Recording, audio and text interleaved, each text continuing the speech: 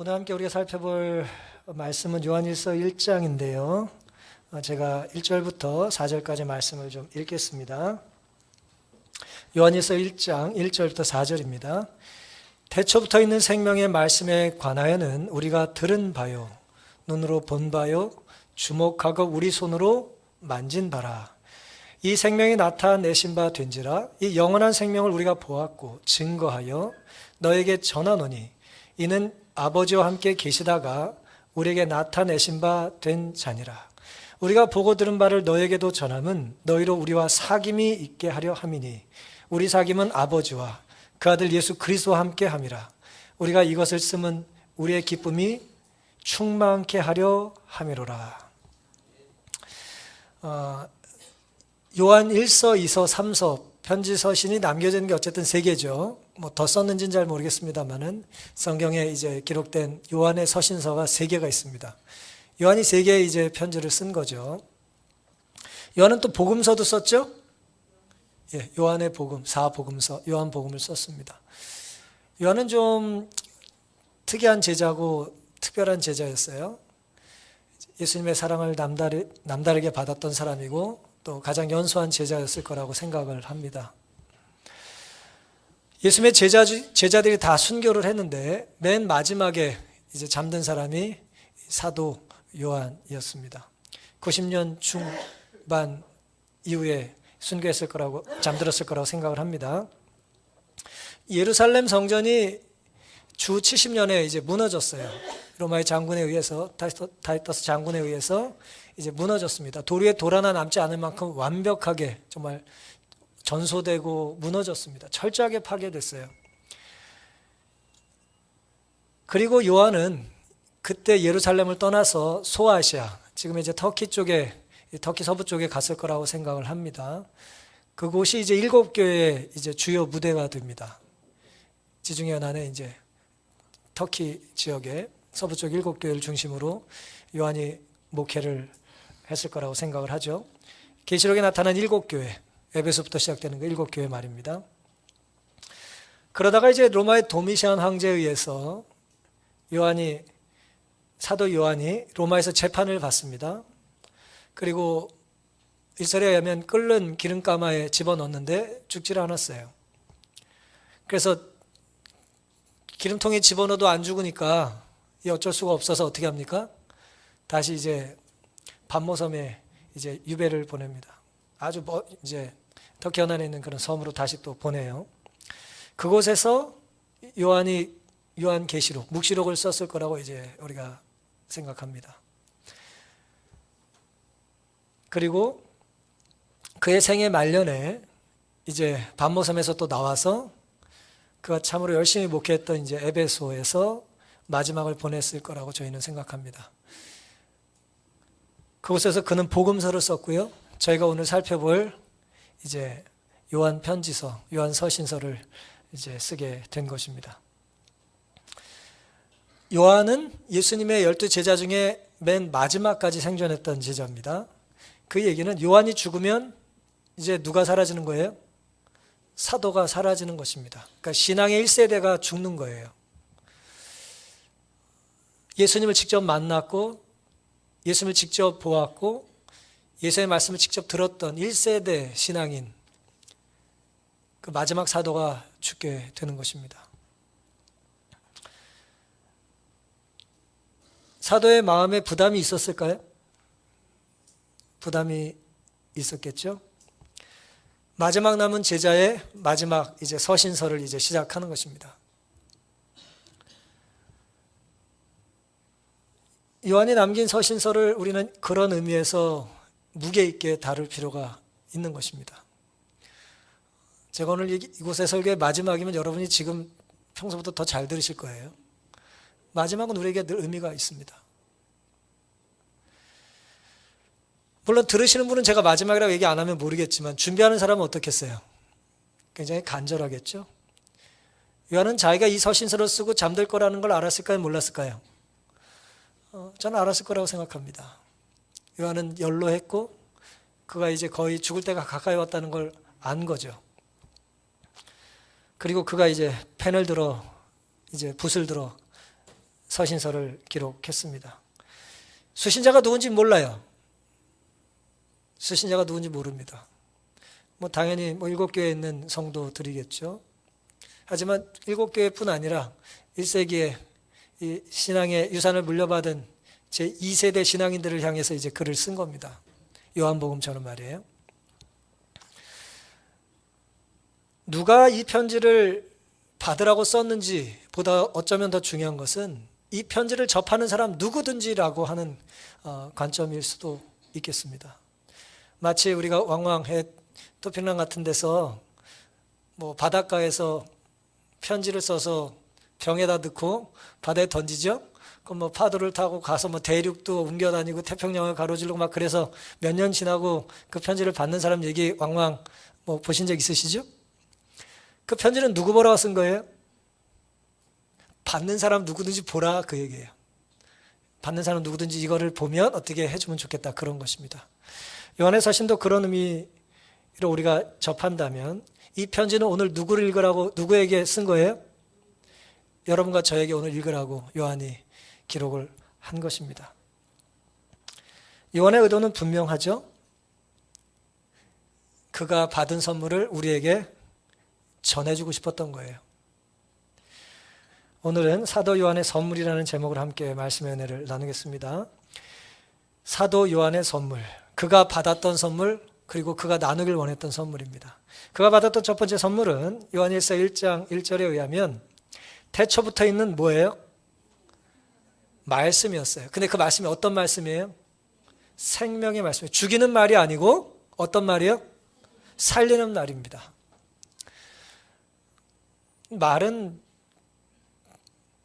말은요, 패는 총보다 강하는 말처럼 말은 굉장히 강한 파괴력이 있어요. 말에는 생명이 있습니다. 욕을 하면 사람 죽고 싶어요. 근데 못해도 경량은 뭐예요? 힘이 나는 것입니다. 말은 그런 거예요. 지금 고령의 요한이 뭘 앞두고 있습니까? 죽음을 앞두고 있어요. 근데 죽음을 앞둔 요한이 무슨 얘기를 하고 있다고요? 생명 얘기를 하고 있어요. 죽음을 앞둔 사람이 생명의 이야기를 하면서 그 생명을 말씀이라고 묘사하고 있는 거예요. 그 말씀은 태초부터 있는 말씀이에요. 요한의 이 서술의 방식이에요. 요한복음 1장에도 똑같이 기록되어 있습니다. 태초에 말씀이 계시니라. 그 말씀이 하나님과 함께 계시니 그 말씀이 곧 하나님이시더라. 말씀이 육신이 되어 우리 가운데 거하심에 우리가 그 영광을 보니 아버지의 독생자의 영광이요 은혜와 진리가 충만한 예수 그리스도를 말씀으로 이제 묘사를 한 것이죠. 그리고 그 말씀은 어떠냐? 우리가 듣고 눈으로 보고 주목하고 손으로 만졌다 그랬어요. 그냥 개념으로만 존재하는 것이 아니라 실제 하는 것입니다.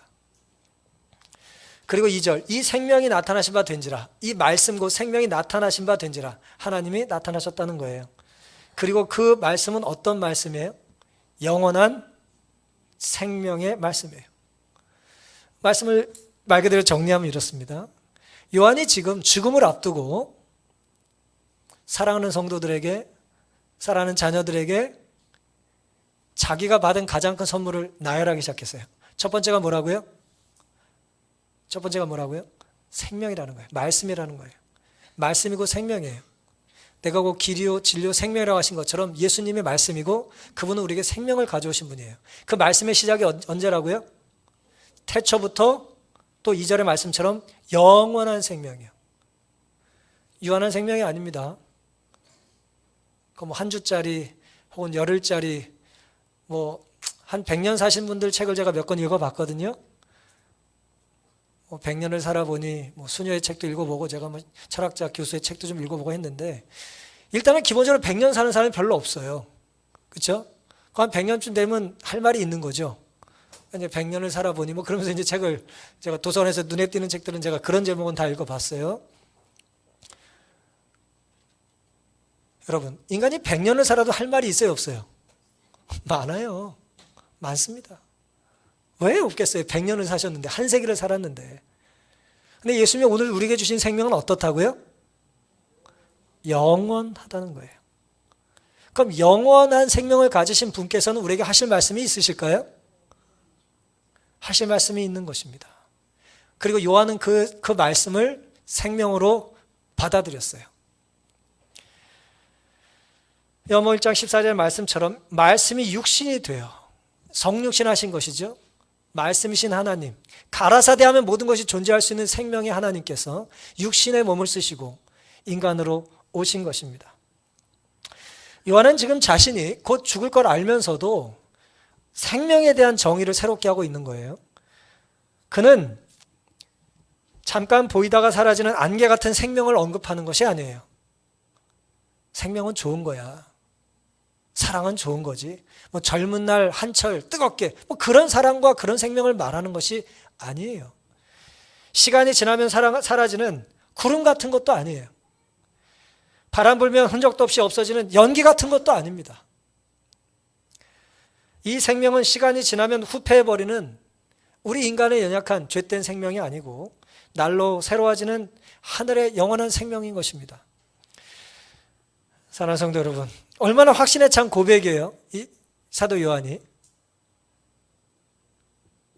마지막 남은 제자가 자신 있게 확신 있게 고백하는 것입니다. 자신의 시들어가는 육체를 바라보지 않았어요. 우린 왜 힘이 빠지나? 우리의 시선을 하나님으로부터 사람에게, 주님으로부터 나에게 돌리기 때문이에요. 그럼 우린 힘이 빠지고 맥이 빠져요. 좀 잘 되는 것 같으면 우쭐하고, 좀 뭐 성적 잘 나오면 뭐 내가 하늘에서 제일 잘난 것 같고 이 세상에서, 그러다가 뭐예요? 나보다 좀 빠른 사람이 내 앞을 지나가면 어때요? 갑자기 기운이 훅 떨어져요. 내 시선이 자꾸 어디로부터 떨어졌기 때문이라고요? 예수님으로부터, 하늘로부터 떨어졌기 때문에 우리의 생명이 너무나 유한한 것입니다. 주님과 단절됐기 때문에 그런 것이죠. 시들어가는 나 자신을 바라보지 않고 태초부터 영원까지 존재하는 예수님의 생명을 요한은 찬양한 것입니다. 누구든 죽어가는 나를, 병든 나를, 부패한 나를 바라보는 대신에 영원한 생명을 가져다 주실 수 있는 예수님을 바라보며 사시기로 결심하는 시간 되기를 간절히 바랍니다. 우리가 그 생명을 힘입어 있고 힘입어 살고 그러함으로 감사할 수 있게 되기를 바랍니다. 이것이 요한이 우리에게 언급하고 싶었던 첫 번째 그의 자신 있게 우리에게 소개했던 선물이었어요. 첫 번째 선물은 뭐라고요? 생명입니다. 생명, 영원한 생명, 말씀으로 오신 영원한 생명. 물론 예수 그리스도를 말하는 것입니다. 두 번째는요, 2절과 3절에 보면 그 생명에 대한 설명을 이렇게 하고 있어요. 이 생명이 나타나신 바 된지라, 예수님이 이 땅에 오셨다는 얘기죠. 이 영원한 생명을 우리가 보았고 증거하여 너에게 전하노니 그랬어요. 그 생명을 뭐예요? 혼자 가지고 있지 않고 뭐 하겠다? 증거하고 전해주겠다는 거예요. 이는 아버지와 함께 계시다가 우리에게 나타나신 바 된 자니라. 하늘에 계셨던 성자 하나님께서 이 땅에 우리에게 오셨다는 거예요. 3절, 우리가 보고 들은 바를 너에게 전함은, 또 반복하죠. 자기가 얼마나 예수님과 친밀한 관계를 맺었는지를, 얼마나 친한지를, 얼마나 절친인지를 이야기하고 있는 거예요. 우리가 보고 들은 바를 너에게 전함은 너희로 우리와 사귐이 있게 하려 함이니. 이 문장을 잘 이해해 보세요. 예수님과 자기가 친밀하게 사귀었어요. 보고 듣고 직접 만졌습니다. 근데 그럼 요한과 예수님이 뭐가 형성됐어요? 친밀한 사귐이 형성됐죠. 그렇죠? 사귐이 형성됐어요. 그런데 그 사귐을 너에게 전함은 너희로 우리와 사귐이 있게 하려 함이라. 우리가 온전히 예수님을 깊이 사귀게 되면 이 사귐은 예수님과 나와의 관계로 끝나는 사귐으로 멈추지 않고 어떻게 됩니까? 이 사귐이 연장되고 전달되고 전파되게 돼 있어요. 나눠지게 돼 있어요. 우리와 사귐이 있게 하려 함이니, 우리의 사귐은 아버지와 그 아들 예수 그리스도와 함께 함이라. 요한이 우리에게 설명하기 원했던 두 번째 선물은 뭐냐면 사귐이에요. 사귐. 생명으로 오신 예수님을 만난 그는 예수님과 뭐예요? 물리적으로 생명만 공급받은 게 아니라 그 예수님과의 소중한 관계와 사귐에 대하여 우리도 경험하기를 기대한 것입니다. 그가 복음을 전하는 이유는 뭐 때문이라고요? 이 사귐 때문이라는 거예요. 예수님을 온전히 경험하면 뭐 할 수 없어요? 혼자 지내지 않아요. 혼자 있지 않습니다. 우리가 좋은 것을 먹고 귀한 것을 들으면 어때요? 나에게 소중한 사람이 누군지를 그때 생각하게 돼요. 좋은 걸 먹고 좋은 걸 들었는데 갑자기 생각나면 나와 아무런 상관이 없는 사람이 아니라 내가 때로 감지하지 못했어도 나에게 어떤 사람이에요? 귀한 사람이라는 걸 알게 되는 거예요. 요한은 예수님을 보고 듣고 만졌다 그랬어요. 근데 뭐 하지 않아요? 그 내용을 숨기지 않았어요. 죄는 보고 듣고 만지면 어때요? 숨겨야 되잖아요. 근데 예수님은 우리에게 생명을 가져다 주시는 분이기 때문에 예수님과 만나고 교제하고 대화하고 경험한 것을 숨기거나 가릴 필요도 없고 가릴 수도 없는 것입니다. 자기만의 정보, 자기만의 보물로 남겨두길 원하질 않았어요. 자기가 주님을 만나서 경험했던 매력적인 사귐을 이제 편지로 옮기기 시작한 것입니다. 사도행전 4장 20절에는 예수님 부활하신 이후에 초대교회에서 베드로와 요한이 너희도 왜 허락도 없이 이렇게 전도하고 돌아다니냐라는 질문에 뭐라고 말해요? 우리는 우리가 보고 들은 것을 뭐 하지 않을 수 없다? 말하지 아니할 수 없다 그랬어요. 말하지 않을 수가 없는 거예요. 오늘날 그리스도를 따르는 사람들도 이와 비슷한 방법으로 예수의 행한 일과 가르침에 대해 자신의 아들을 통해 세상을 구원하시려는 하나님의 목적에 대해 그리고 그들 자신의 마음속에 있는 복음의 효력에 대해 개인적으로 증거하라는 요청을 받았다 그랬어요. 하나님이 여러분을 부르셨어요. 그리고 요청하세요. 뭐라고요? 뭐라고 요청하신다고요? 너희가 뭘 받았는지를 증거하라고 요청하시는 거예요. 받은 게 없으면 요청받은 것도 없습니다. 근데 여러분이 예수님께 생명을 받으시고 귀한 사귐을 가지셨다면 여러분도 그것을 뭐 해야 된다고요? 전하라고 하나님은 우리에게 요청하신다는 거예요. 이보다 더 확신을 주는 증거는 있을 수 없다. 개인적인 경험이 없이는 진정한 기독교의 증인이 될 수 없다 그랬어요. 기독교의 증인. 지금 요한이 예수님의 이제 제자요, 예수님의 증인 아니에요? 이보다 더 확실한 것은 없다는 거예요. 개인적인 경험. 우리가 간증을 종종 합니다. 내가 만난 예수님에 대하여 간증을 하죠. 그럼 간증을 듣다 보면 뭐예요? 나랑 비슷한 것도 있고 나와 다른 경험도 있죠. 같은 것은 우리가 예수님 한 분이 우리에게 똑같은 은혜를 주신 것이고 다른 것은 뭐예요? 내 성품이 다르듯 내 개성이 다르듯 기질이 다르듯 내가 만난 예수님과 관계된 개인적인 교제가 어때요? 색깔이 다른 것입니다. 그래서 우리는 다양한 사람들의 신앙 간증을 들을 필요가 있는 것이죠. 은혜가 있기 때문에.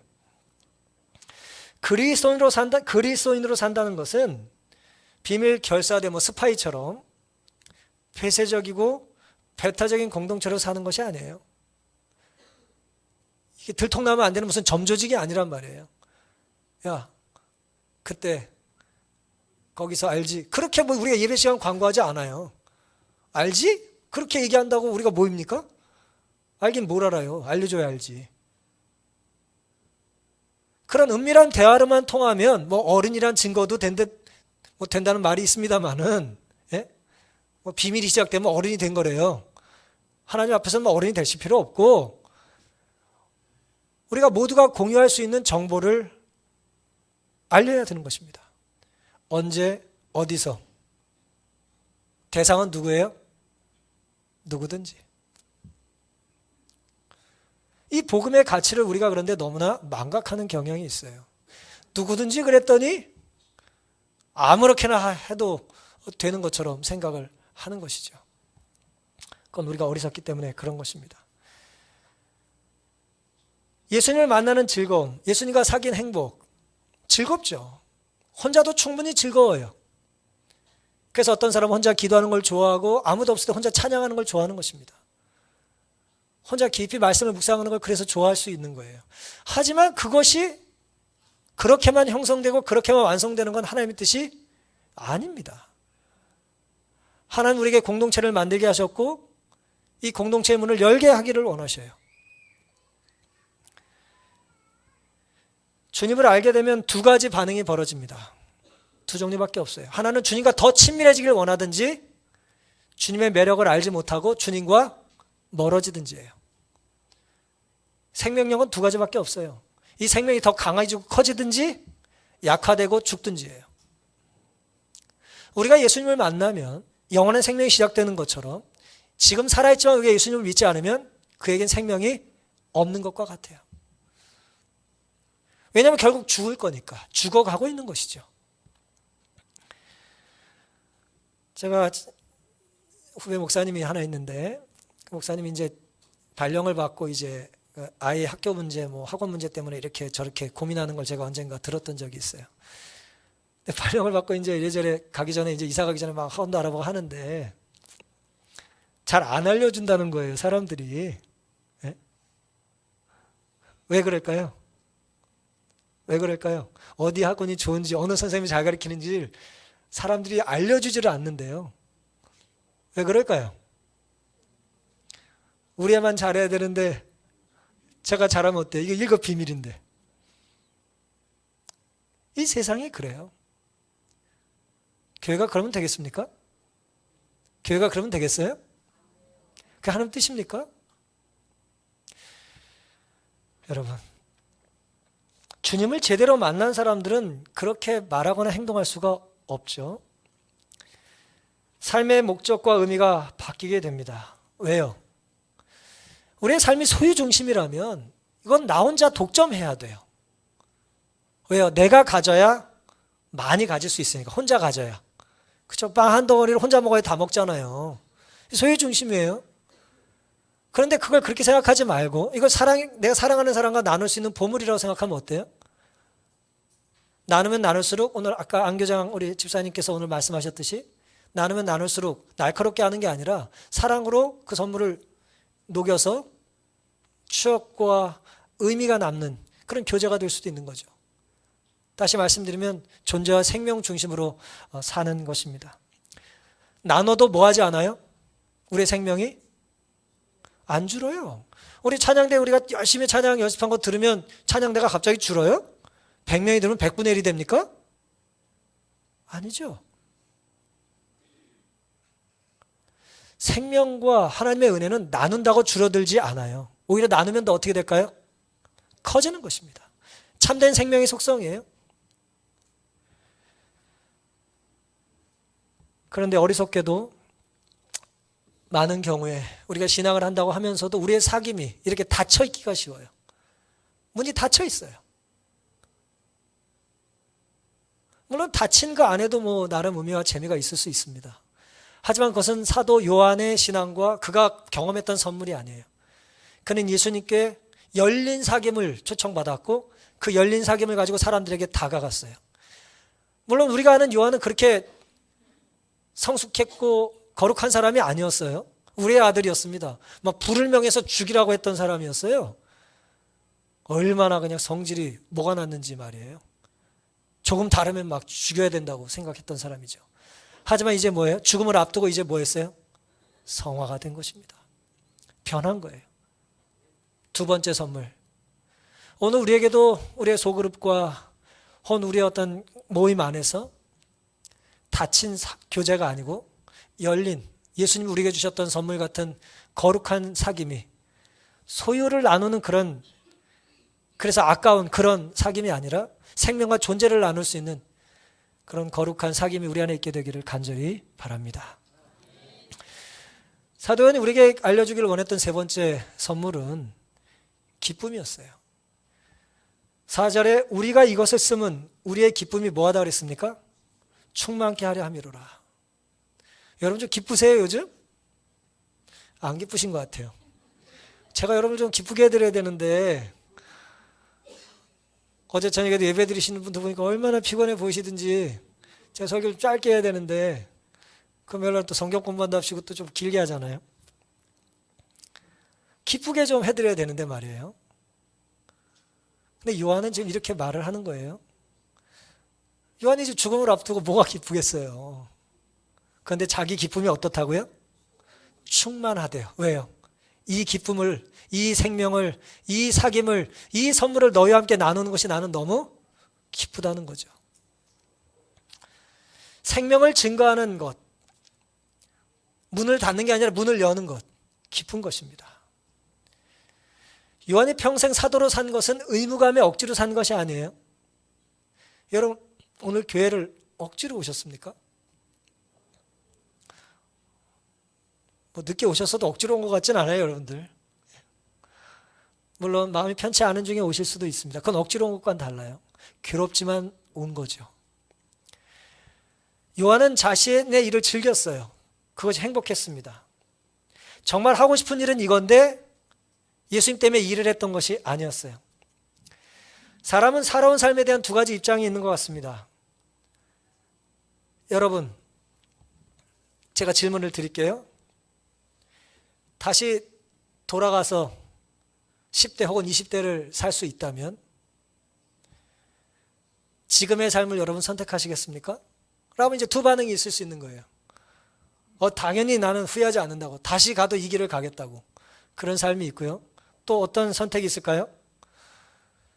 내가 미쳤었지. 절대 그 길을 가지 않을 거다. 자기의 선택한 직업에 대해서 그런 태도가 있을 수도 있고, 죄송합니다마는 여러분 옆에 계신 배우자에게도 그런 또 희귀망측한 생각을 할지도 모르겠어요. 그러지 마시기 바랍니다.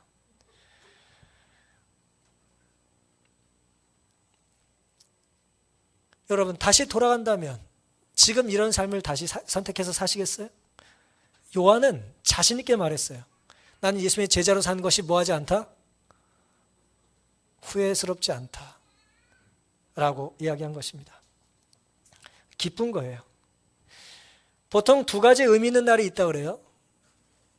하나는 태어난 날입니다. 생일이죠. 네, 생일. 기쁜 생일. 의미 있죠. 생명이 시작된 것입니다. 또 다른 하나는 어떤 날일까요? 뭐 그리스도인이면 이제 중생한 날이라고 할 수 있겠지만 비슷한 맥락에서 우리가 태어난 의미를 발견한 날이에요. 내가 왜 태어났지? 신앙의 즐거움도 같지 않을까요? 누군가 너무 신앙이 즐겁고 행복하다고 해서 나한테 자꾸 교회 가자고 해요. 활동하자고 그래요. 예배 드리자고 합니다. 근데 그때는 그 맛을 알고 온 게 아닙니다. 그저 그 사람의 열정 때문에 끌려온 거예요. 그런데 신앙생활을 하다 보니 어때요? 그 사람이 나를 이곳으로 인도한 이유를 알아야 되는 것입니다. 우리가 그 의미를 발견하지 못하고 신앙생활하는 것은 힘들어요. 우리가 그 의미를 발견한다면 요한처럼 우리는 기쁨이 충만해질 수 있을 것입니다. 인간은 동물이 아니기 때문에 본능만 채운다고, 만족시킨다고 행복할 수 있는 존재가 아니에요.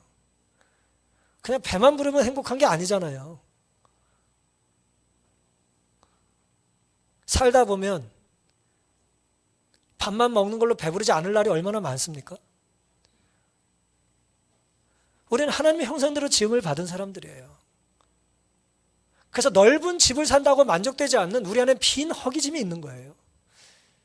쌀을 10가마니 20가마니 쌓아놓고라도 배가 허기질 수 있어요. 왜 그럴까요? 하나님께서 오늘 우리에게 기대하시는 것이 아직 채워지지 않기 때문이에요. 아직 기쁨이 뭐하지 않았어요? 충만해지지 못한 것입니다. 그 기쁨이 충만해진 비결 뭘까요? 사도 요한은 그가 받은 예수님이라는 선물을 뭐 한 거예요? 나눈 것입니다. 글로 나누고 입술로 나눈 거예요. 삶으로 나눈 거예요. 요즘은 휴대폰이 있으니까 휴대폰으로도 나눌 수 있겠죠. 따뜻한 미소로 나누는 거예요. 힘들어하는 사람에게 들으면 위로가 될 만한 글로, 위로가 될 만한 음악으로 나누는 것입니다. 혼자 듣고 볼 때보다 훨씬 행복해진다는 걸 발견하게 되실 거예요.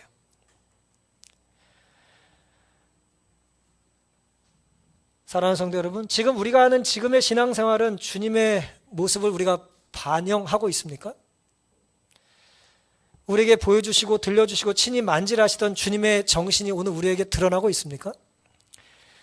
영원한 생명이신 분께서 유한한 세상에 오셔서 보여주셨던 사귐의 태도가 오늘 우리의 태도냐라고 하는 것입니다. 우리는 주님의 기쁨을 맛보기 전에는 요한처럼 결코 만족할 수 없는 사람들이에요. 배타적이고 폐쇄적이고 독점적이고 제한적인 세상의 기쁨을 우리는 내려놓아야 합니다. 물론 배타적인 것에도 기쁨이 있어요. 비밀 결사대 얼마나 좋아요.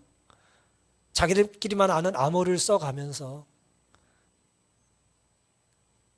그냥 고개만 저으면 알아서 딱딱 움직이고 사인 주고받고. 하지만 더 거룩한 즐거움과 행복은 그런 것이 아닙니다. 다 여는 거예요. 다 공개하는 것입니다. 함께 나누는 거예요. 어떤 삶이 더 기쁨이 충만한지 순종하면 알게 될 겁니다. 한번 순종해 보기로 결심해 보시지 않겠습니까? 순종하면 우리는 기쁨을 알기 시작해요. 마치 아이가 말을 배우기 위해서는 말 같지도 않은 소리를 자꾸 뭐 해야 합니까? 내야 해요. 옹알이라고 말을 하죠. 자꾸 소리를 내야 합니다. 소리를 내기 전에는 절대 말을 배울 수 없어요. 소리를 내지 않으면 절대 노래를 배울 수 없습니다. 오늘 우리 안에 충만한 기쁨은 때로 넘어짐을 통해서 또 쓰러짐을 통해서 상처를 통해서 들어올 수도 있다는 것을 믿게 되시기를 바랍니다. 한 10년 전에 돌아가셨는데요. 서강대학교 영문과에 장명희라고 하는 이제 교수가 있었어요. 뭐 아시는 분들 계실 텐데요. 이 사람이 영어를 아주 잘하는 사람이었어요. 아버지 뭐 서울대학교 영문학 교수였고 집안 대대로 이제 이렇게 학자 집안인데 뭐 영어 교과서도 이제 편집했던 사람이에요. 영어 교육학을 전공한 사람들이 보통 영어 교재를 만들어야 되는데 교과서를 이 사람은 영문학자인데도 교과서를 편집할 만큼 어쨌든 실력이 있었던 사람입니다. 이 사람이 자기 초등학교 4학년 때 이야기를 글로 한번 남긴 적이 있어요. 1963년쯤 됩니다. 같은 반에 연주라는 아이가 있었대요. 이름도 예쁘죠? 연주. 박연주. 4학년인데 키가 크고 머리도 길고 인형처럼 생겼대요. 코도 오똑하고 눈도 예쁘고 눈에 띄었대요. 옷도 좋은 옷만 입고 다들 가난하던 시절에 이 아이는 신데렐라에 나오는 무슨 요정 같았답니다. 그 아이가 유난히 예쁜 옷을 입고 오면 아이들이 뒤에서 이렇게 말을 했대요. 쟤네 엄마가 술집해. 쟤네 엄마는 돈 많은 노인네 첩이야. 저는 글을 읽으면서 좀 고개를 갸우뚱했어요. 이 몇 학년 때라고요? 4학년 때 애들이 이런 얘기를 했나 봐요, 옛날에. 애들이 조숙한 건지 성숙한 건지 정신이 나간 건지 모르겠어요. 생각보다 애들이 일찍 망가져요. 근데 이 장영희 교수는 이렇게 기록을 했습니다. 이 친구를 모두가 미워했다는 거예요. 왜 미워했을까요? 왜 미워했을까? 네. 나보다 잘난 건 다 싫어. 싫은 거예요. 그래서 얼굴이 너무 하얗고 예쁘니까 요즘은 한국 애들도 뭐 다 백인 같아요. 얼마나 애들이 희금리한지. 근데 그때 60년대 뭐 신애가 몇 명이나 있었겠어요. 흰 얼굴하고 불구스런 뺨을 가지고 학교로 오면 애들이 이렇게 말했대요. 저 화장빨이야. 그리고 저 엄마의 나쁜 피가 들어가서 저렇대. 그렇게 말을 했다는 거예요. 상상이 안 가죠? 진짜 그 엄마가 첩인지 술집을 하는지 알지도 못했대요. 그냥 그렇게 말을 하고 뒤에서 험담을 한 것입니다. 근데 이 아이는 그런 소리를 많이 들었는지 그냥 뒤에 혼자 앉아가지고 늘 그냥 왕따로 살았대요. 그러던 어느 날 학년 말이 다가오던 날인데 점심시간이 끝나고 이제 선생님을 기다리고 있었는데 오후 수업을 위해서 갑자기 복도에서 불이야라는 소리가 들렸대요. 밖으로 피해! 빨리 나가! 그런 소리가 이제 막 그냥 정신없이 들린 거예요. 이분은 60년대고 전 70년대 공부를 했는데 한 교실에 60명, 저희도 70명씩 공부했거든요. 얼마나 정신없어요. 그러니까 애들이 막 난장판이 된 거예요. 이제 불렀다니까 막 다 나가고. 근데 장영 씨는 보시는 것처럼 뭐예요? 저분은 소아마비 환자예요. 그래서 못 걸었어요. 저 때는 수술도 여러 번 하고 지금 뭐 이렇게 재활훈련을 오래 해서 목발 짚고 걸을 수 있었지만은 그때는 엄마가 매일 학교에 업어다 주고 화장실 갈 때마다 집에 와서 화장실 데려다주고 학교 와서 계속 그러고 학교 다닐 때예요. 불이 났으니 이제 뭐 합니까? 죽을 걸 기다리고 있었던 거예요. 근데 뒤에서 친구들 다, 자칭 내 친구들은 다 나가버렸는데 지 살겠다고 뒤에서 목소리가 들리더랍니다. 내가 도와줄까? 보니까 누구예요? 그 꼴보기 싫은 연주예요. 내 쪽으로 와서 팔을 잡고 내가 업어볼게, 날 좀 잡어. 죽지 않으려고 꼭 매달렸대요. 근데 4학년짜리가 4학년짜리 업을 수 있겠어요, 여자애가? 둘 다 넘어지는 거예요. 근데 살고 싶어가지고 나 두고 나가지 말란 말을 못했대요. 연주도 나를 두고 나가려는 기색도 보이지 않았고 한참을 시도했는데 안 되는 거예요.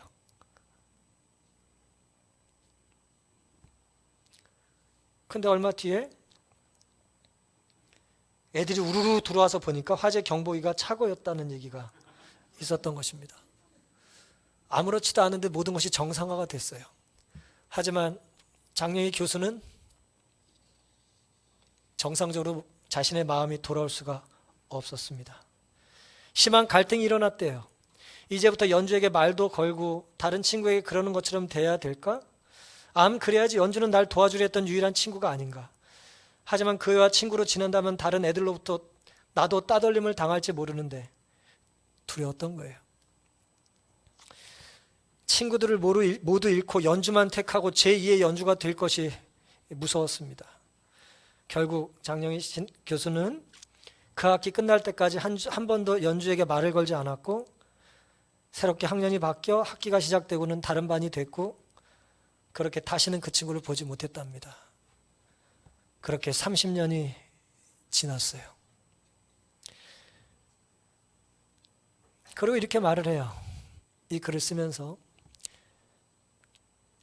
혹시 연주가 우연이라도 내 글을 읽게 된다면 아직까지 날 기억한다면 비록 30년이 뒤늦기는 했지만 나의 진심에서 우러나오는 사과를 받아주기 바란다. 미안해 연주야. 정말 미안해. 사랑하는 성도 여러분, 요한이 전하고 싶었던 복음은 영원한 생명과 열린 사귐과 충만한 기쁨이었어요. 근데 세상은 이 장영희 교수처럼 너무 두려운 것입니다. 계산적이고 배타적으로 사는 게 나에게 즐거움과 유익을 가져다 준다고 좀 더 안전한 길이라고 느끼는 거예요. 내가 손해볼 것 같으면 거절하고 이익이 있을 때만 손을 내밀기를 원하는 것입니다. 예수님 때문에 모험하고 싶지 않은 거예요. 그럼 모두 그런 이기적인 사람만 산다면 그 세상의 끝에는 무슨 생명이 있고 무슨 사귐이 있고 무슨 충만한 기쁨이 있을 수 있겠습니까? 없는 거예요. 주님은 우리에게 영원한 생명을 주러 오셨어요. 우리가 그 사귐을 인하여 우리도 그 사귐을 충만한 기쁨을 가지고 나눠야 하는 것입니다. 그것이 전도예요. 전도는 내가 만난 주님을 소개하는 것이고 그분이 나를 살렸다는 것을 부인하지 않는 것입니다. 그리고 그분을 내가 사랑하고 있다고 자신 있게 이야기하는 거예요. 디모데후서 1장 12절 이를 인해 내가 이 고난을 받되 부끄러워하지 아니함은 나의 의뢰한 자를 내가 알고 또한 나의 의탁한 것을 그날까지 저가 등이 지키실 줄을 확신함이라. 히브리서 2장 12절 11절 형제라 부르시를 부끄러워 아니하시고 주님은 우리를 부끄러워하지 않으십니다. 우리가 배신했다고 우리 부끄러워하지 않으세요. 그런 주님은 우리를 자랑스럽게 생각하시고 손을 내밀어 사귀자고 하십니다. 영원한 것을 주시고 그걸 받지 못한 우리를 보고 안달하시는 분이에요.